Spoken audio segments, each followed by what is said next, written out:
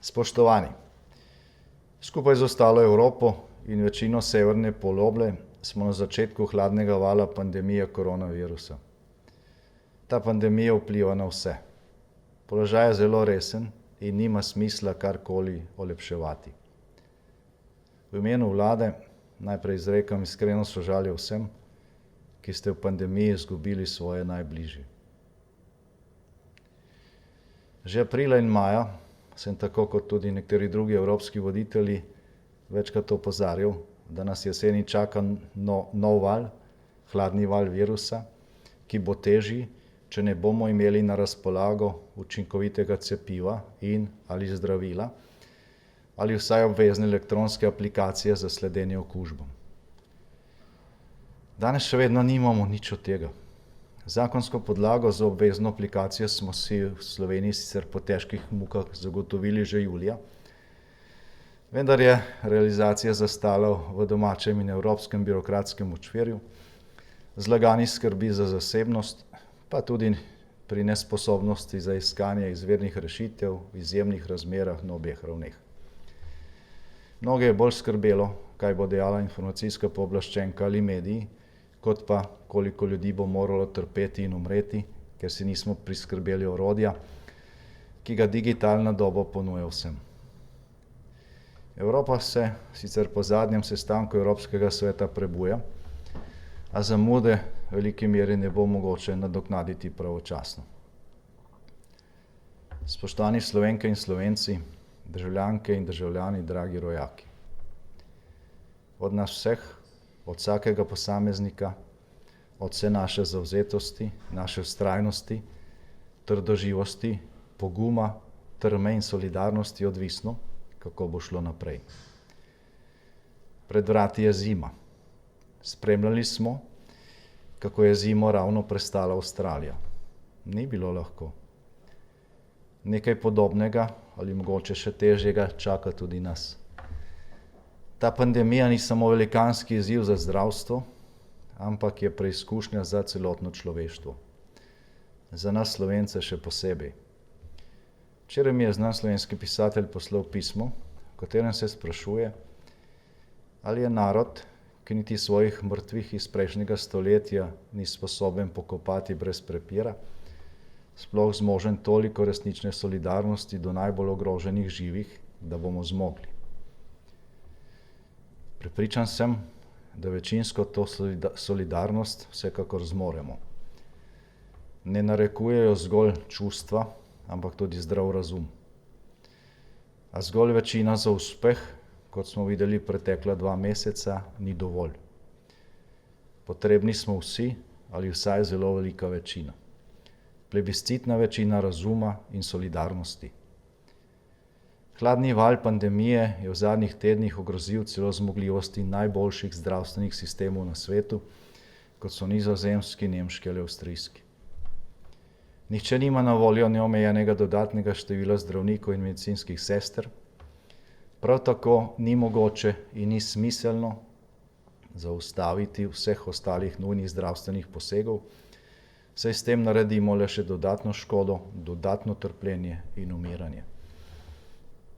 Ko je število okuženih previsoko, zgolj upoštevanje osnovnih preventivnih pravil obnašanja več ne zaustavlja virusa dovolj učinkovito.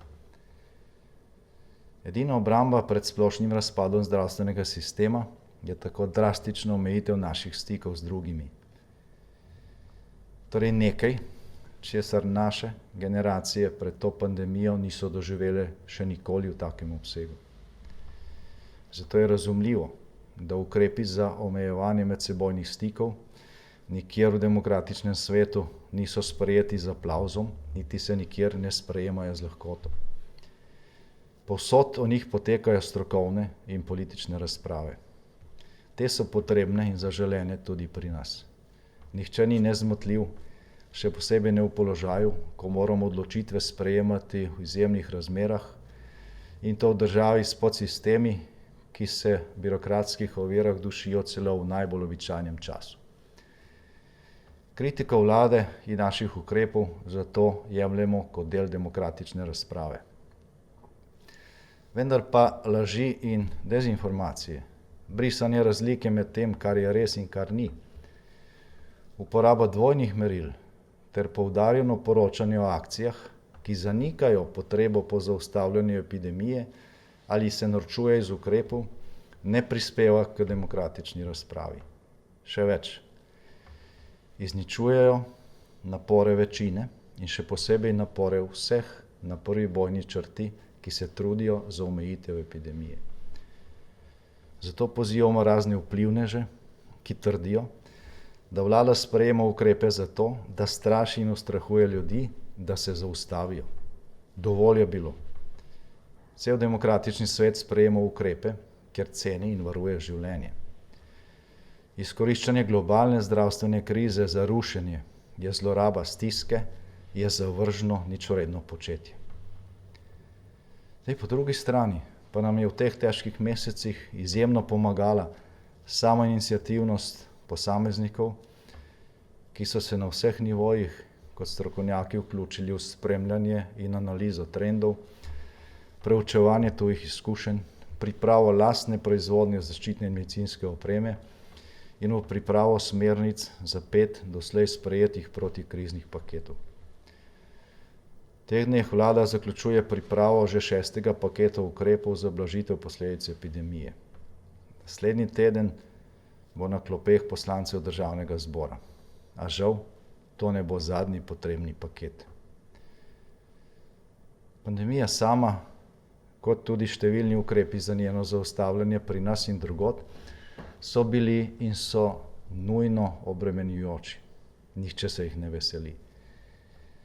Obremenjujoči so ne samo zaradi omejevanja naše svobode, ampak tudi zaradi vpliva na gospodarstvo in večino drugih življenjsko pomembnih dejavnosti.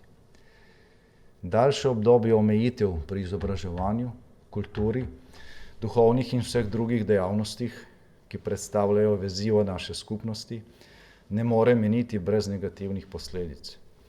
Zato je naš skupni, nujni, obvezni strateški cilj, da epidemijo obvladamo čim prej dostopne, ki ne bo ogrožala normalnega delovanja zdravstva in dostopne, ko jo bomo lahko spet nadzorovali z doslednim sledenjem stikov, tako kot na primer med poletnimi meseci.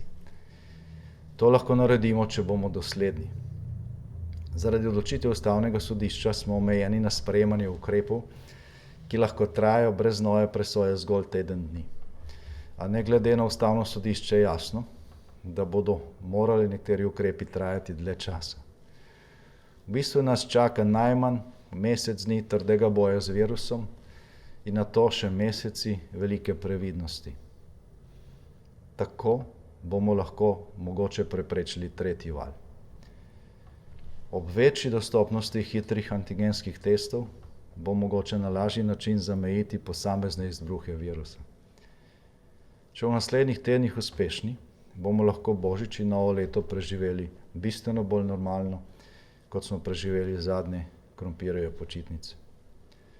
Vsekakor pa bo zima dolga. Zadnji sestanek evropskih voditeljev je menil ob razpravi o ocenah Evropske komisije, ki predvideva možnost splošnega cepljenja v mesecih od aprila do junija prihodnje leto. Kolikor bo ustreznega cepiva na voljo prej, bo na razpolago predvsem za ogrožene skupine. Bo težko, a bomo zmogli. Zato, ker se nas velika večina zaveda, da z nujnimi ukrepi ščitimo vse, kar imamo kot skupnost. Za razliko od pesimizma in gneva, ki se še vedno preliva iz mnogih objav, konkretno delo na prvi bojni črti in velikanska pripravljenost in razumevanje mnogih, da vskočijo in pomagajo, dokazuje, da vse bolj razumemo, kaj je na tehtnici. Da s tem, ko se zavestno omejujemo pri stikih, varujemo ravno to. Varujemo in omogočamo, da bodo medčloveški stiki, srečanja in končno tudi zabave lahko kmalu spet del našega običajnega vsakdana. Da razumemo, da svojo in svobodo drugih varujemo tako, da smo odgovorni. Kajti noben zakon ali ukrep ne more premagati virusa. Premagata ga lahko le razum, ki nam pravi, da se moramo začasno odpovedati vsakemu nenujnemu stiku in medsebojna solidarnost, ki nam narekuje, da vidimo tudi druge in da stojimo skupaj tako, da se ne družimo. Spoštovani, Slovenija nima najboljšega zdravstvenega sistema v Evropi, ima pa najbolj požrtvovalne ljudi, ki delajo v njem. Zato nihče ne bo ostal brez nujne pomoči ali intenzivne nege. Iskrena in ponovna hvala vsem v belih in modrih haljah.